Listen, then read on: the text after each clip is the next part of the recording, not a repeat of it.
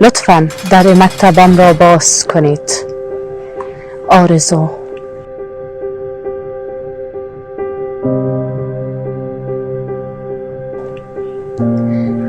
گر حراس دارید از روز حساب، سطل بر آب نسازید هرگز. باغ خواهد خشکید، بلبلان تشنه جرأند. گل در شاخه و گلبته ها چهره زرد گرفته است و خود. مزرعه اگر خشکید دیگر هرگز آنجا گل نخواهد روید.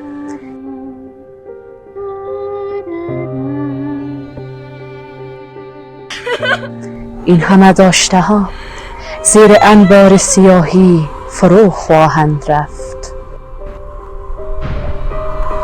مدتی شد که در این شهر و همه دهکده ها آنچی را بسته نمودند که سیراب می کرد، باغ را و بستان را، و نمیگذاشت که پرپر شوند رویش ها.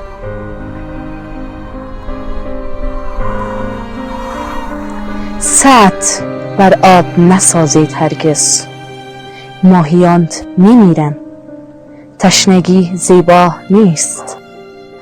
همه را خواهد برد تا به پرتگاه عدم.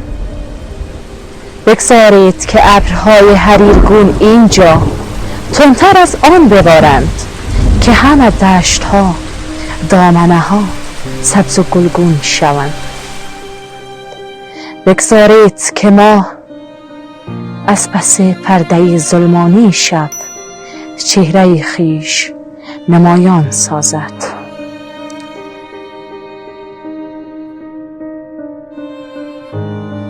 نیمه را سبز اگر میخواهید، نیمه دیگر هم از این بستانم.